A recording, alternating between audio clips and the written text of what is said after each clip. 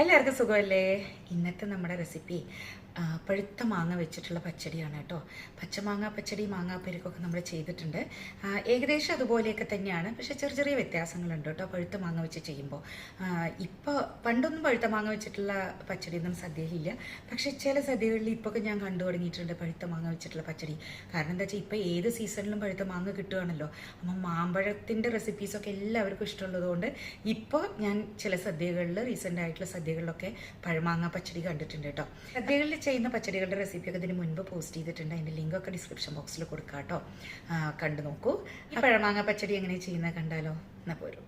മാമ്പഴ പച്ചടി തയ്യാറാക്കാനായിട്ട് ഞാൻ പഴുത്ത മാങ്ങ, മീഡിയം സൈസ് മാങ്ങ 2 എണ്ണം തൊലിയെല്ലാം കളഞ്ഞ് ഇതുപോലെ അരിഞ്ഞ് വെച്ചിട്ടുണ്ട് കേട്ടോ. അരിയുന്നതൊക്കെ നിങ്ങളുടെ ഇഷ്ടമാണ്, എങ്ങനെ വേണമെങ്കിലും നിങ്ങൾക്ക് അരിഞ്ഞെടുക്കാം. ചെറുതായി അരിയായിരിക്കും ഒന്നും കൂടി സ്വാദ്. ഇനി ഒരു പാൻ അടുപ്പത്ത് വെച്ച് അതിലേക്ക് 1 ടീസ്പൂൺ നെയ്യ് ചേർത്ത് കൊടുത്തിട്ടുണ്ട് കേട്ടോ. നെയ്യിൽ തന്നെ ഇത് തയ്യാറാക്കണം, എന്നാലാണ് അതിൻ്റെ യഥാർത്ഥ സ്വാദ് കേട്ടോ. നല്ലൊരു ടേസ്റ്റാണ്. ഇങ്ങനെ നെയ്യ് ചേർത്ത് ആരെങ്കിലും ഉണ്ടാക്കാറുണ്ടോ? ഉണ്ടെങ്കിലൊന്ന് കമൻറ്റ് ചെയ്യണേ. ഇല്ലാത്തവർ ഈ ഓണത്തിന് എന്തായാലും ഈ ഒരു റെസിപ്പി ട്രൈ ചെയ്ത് നോക്കിക്കോളൂ കേട്ടോ. അതിലേക്ക് നമ്മൾ അരിഞ്ഞു വെച്ചിരിക്കുന്ന മാങ്ങ ചേർത്ത് കൊടുക്കാം. ഈ ഒരു പച്ചടിക്ക് പ്രത്യേകിച്ച് ഒരു കാര്യം ശ്രദ്ധിക്കാനുള്ളത്, സ്റ്റൗ ലോ ഫ്ലെയിമിൽ ഇട്ട് കൊടുത്തിട്ട് വേണം ഈ റെസിപ്പി മുഴുവൻ തയ്യാറാക്കാനായിട്ട് കേട്ടോ.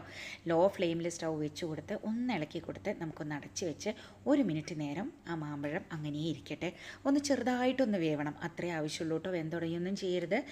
ഇപ്പം ഞാൻ 1 മിനിറ്റ് കഴിഞ്ഞതിന് ശേഷം അടപ്പ് തുറന്ന് ഒന്ന് ചെറുതായി ഇളക്കി കൊടുത്തു കേട്ടോ. അപ്പോൾ എങ്ങനെയാണെന്ന് വെച്ചാൽ അതിലേക്ക് കണ്ടോ നല്ലോണം ആവിയെല്ലാം കയറി മാങ്ങ ചെറുതായി വെന്ത് തുടങ്ങിയിട്ടുണ്ട്. ഇനി ഈ സമയത്ത് നമുക്ക് ഇതിലേക്ക് പഞ്ചസാര ചേർത്ത് കൊടുക്കാം. മാങ്ങയുടെ മധുരത്തിനനുസരിച്ചിട്ട് വേണം കേട്ടോ പഞ്ചസാര ചേർക്കാനായിട്ട്. ഞാനിപ്പോൾ എടുത്തിരിക്കുന്ന മാങ്ങ അധികം മധുരമില്ല, ഒരു മീഡിയം മധുരമേ ഉള്ളൂ. അപ്പം ഞാനിതിലേക്ക് 1 ടീസ്പൂൺ പഞ്ചസാര ചേർത്ത് ഇളക്കി കൊടുത്തു. നല്ല മധുരമുള്ള മാങ്ങയാണെന്നുണ്ടെങ്കിൽ ഇതിൻ്റെ അളവ് കുറയ്ക്കാം കേട്ടോ, പഞ്ചസാരയുടെ അളവ്. വീണ്ടും അടച്ചു വെച്ച് ഒരു 1.5 മിനിറ്റ് അതങ്ങനെ ലോ ഫ്ലെയിമിൽ ഇരിക്കട്ടെ. കഷ്ണത്തിലേക്കൊക്കെ മധുരം നന്നായി പിടിച്ച് പഞ്ചസാരയൊക്കെ ഒന്ന് അലിഞ്ഞ് ഇത് കണ്ടോ. 1.5 മിനിറ്റ് കഴിഞ്ഞ് തുറന്ന് നോക്കിയപ്പോൾ നമ്മുടെ പഞ്ചസാരയൊക്കെ അലിഞ്ഞ് കഷ്ണത്തിലേക്കൊക്കെ ഇങ്ങനെ പിടിച്ച് കഷ്ണമൊക്കെ ഇപ്പോൾ ഏകദേശം ഒരു 1/4 വേവ് ആയിട്ടുണ്ട് കേട്ടോ. ഒന്ന് ഇളക്കി കൊടുക്കാം. ഇനി ഇത് സ്റ്റൗ ഓഫ് ചെയ്ത് കൊടുക്കാം കേട്ടോ. സ്റ്റൗ ഓഫ് ചെയ്തതിന് ശേഷം വേണം അതിനുള്ള അരപ്പ് തയ്യാറാക്കാനായിട്ട്. ഇല്ലയെന്നുണ്ടെങ്കിൽ ഉണ്ടല്ലോ വീണ്ടും വെച്ച് കഴിഞ്ഞാൽ അടിക്ക് പിടിക്കാനും ഒക്കെ സാധ്യതയുണ്ട്. ഇത്രേ വേണ്ടുള്ളൂ വേവ് കേട്ടോ, ഒരു അര വേവ് മതി, വെന്തോടയുണ്ടാന്നർത്ഥം. ഇപ്പം ഞാൻ സ്റ്റൗ ഓഫ് ചെയ്ത് അടച്ചു വെച്ചിട്ടുണ്ട്. ഇനി നമുക്കിതിലേക്ക് അരപ്പ് തയ്യാറാക്കാനായിട്ട് വളരെ കുറച്ച് മാത്രമേ കേട്ടോ ഈ പച്ചടിക്ക് കടുക് ഉപയോഗിക്കുള്ളൂ. വളരെ കുറച്ച്, അതായത് ഒരു 1/4 ടീസ്പൂണിൽ താഴെ വളരെ കുറച്ച് മാത്രമേ ഞാൻ എടുത്തിട്ടുള്ളൂ. സാധാരണ നമ്മൾ പച്ചടികൾക്കൊക്കെ കടുകിൻ്റെ മണം മുന്തി നിൽക്കണം അല്ലേ, എന്നാൽ ഈ ഒരു പച്ചടിക്ക് അങ്ങനെയില്ല. മാങ്ങയുടെ മണം വേണം നന്നായി കിട്ടാനായിട്ട്. 1/4 ടീസ്പൂൺ താഴെ ജീരകം, ഒരു 3-4 മണി കുരുമുളക്, പിന്നെ എരിവിനനുസരിച്ച് പച്ചമുളക് ചേർക്കുക, 1 പിടി നാളികേരം. ഇത്രയാണ് കേട്ടോ ഇത്രയും 2 മാങ്ങയ്ക്കുള്ള കൂട്ടെന്ന് പറയുന്നത്. ഇത് നമുക്ക് മോര് ചേർത്തിട്ട് വേണം അരച്ചെടുക്കാനായിട്ട്. മിക്സിയിലേക്ക് ചേർത്ത് കൊടുത്ത് ഒരല്പം മോരും കൂടിയും ചേർത്ത് ഞാൻ നന്നായിട്ട് അരച്ചെടുക്കുകയാണ് കേട്ടോ. അതായത് ഇതുപോലെ അരച്ചെടുത്തിട്ടുണ്ട്. കടുകിൻ്റെ മണം അധികം മുന്തി നിൽക്കരുത് ഈ പച്ചടിയിൽ, അങ്ങനെ ഒരു കാര്യം കൂടി ഉണ്ട്, അത് ശ്രദ്ധിക്കണം കേട്ടോ. ഇപ്പം നമ്മൾ അടച്ചു വെച്ചിരുന്നത് ഞാൻ തുറന്ന് ഒന്ന് സ്റ്റൗ ലോ ഫ്ലെയിമിൽ വീണ്ടും സ്റ്റൗ ഓൺ ചെയ്ത് കൊടുത്തിട്ടുണ്ട്. ഒന്ന് ഇളക്കി കൊടുക്കാം. ഈ സമയത്താണ് കേട്ടോ നമ്മൾ ഉപ്പ് ചേർത്ത് കൊടുക്കണേ. ഇതിന് മുൻപ് നമ്മൾ ഉപ്പ് ചേർത്തിട്ടില്ല, പഞ്ചസാരയിലാണ് കേട്ടോ മാങ്ങ ഒന്ന് ചെറുതായിട്ട് വേവിച്ചെടുത്ത്. ഇനി ഉപ്പും കൂടിയും ചേർത്തൊന്ന് ഇളക്കി കൊടുത്ത് കഷ്ണത്തിലേക്കൊക്കെ ഉപ്പും മധുരമെല്ലാം മതിയോ എന്നുള്ളത് നോക്കാം കേട്ടോ ഈ സമയത്ത്. ഇപ്പം ഞാൻ ചേർത്തിരിക്കുന്ന ഉപ്പും മധുരമൊക്കെ പാകമാണ്. ഇനി അരപ്പും കൂടിയും ചേർക്കുമ്പോൾ കറക്റ്റ് ആയിരിക്കും കേട്ടോ. ഇനി ഇതിലേക്ക് അരപ്പ് ചേർത്ത് കൊടുത്തിട്ടുണ്ട്. സ്റ്റൗ ലോ ഫ്ലെയിമിലാണ് കേട്ടോ വെച്ച് കൊടുത്തിരിക്കുന്നത്. എല്ലാതും നമ്മൾ ഇത് കഴിയോളം നമ്മൾ ലോ ഫ്ലെയിമിലാണ് ചെയ്തെടുക്കുന്നത്. ആ ഒരു കാര്യം പ്രത്യേകം ശ്രദ്ധിക്കണം കേട്ടോ, ഒരിക്കലും സ്റ്റൗവിൻ്റെ ഫ്ലെയിം കൂട്ടരുത്. അപ്പോൾ നമ്മളുടെ അരപ്പെല്ലാം ഒന്ന് ഇളക്കി കൊടുത്ത് ഒന്ന് ചെറുതായിട്ട് അതിലേക്ക് ഒന്ന് തിള വരണം, വേവണമല്ലോ, അരപ്പൊന്ന് വെന്ത് കിട്ടണം, അത്രേ ആവശ്യമുള്ളൂ. ഇനി നമുക്കൊന്ന് അതിലേക്കൊന്ന് തിള വന്ന് വേവുന്നവരെ വെയിറ്റ് ചെയ്യാം.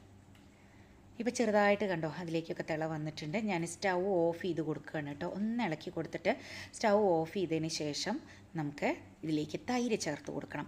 ഒരു 5-6 ടേബിൾ സ്പൂൺ തൈര് നന്നായിട്ടൊന്ന് ഉടച്ച് ഒന്ന് വെറുതെ അതിലെ കട്ടകളൊക്കെ സ്പൂൺ കൊണ്ട് വെച്ച് ഒന്ന് ഉടച്ചാൽ മതി. മിക്സിയിലൊന്നും ഇട്ട് കറക്കരുത്. അരപ്പൊക്കെ നല്ല ചൂടുണ്ടല്ലോ, അതിലേക്ക് അങ്ങോട്ട് ചേർത്ത് കൊടുത്ത് ഇളക്കി കൊടുത്താൽ മതി കേട്ടോ.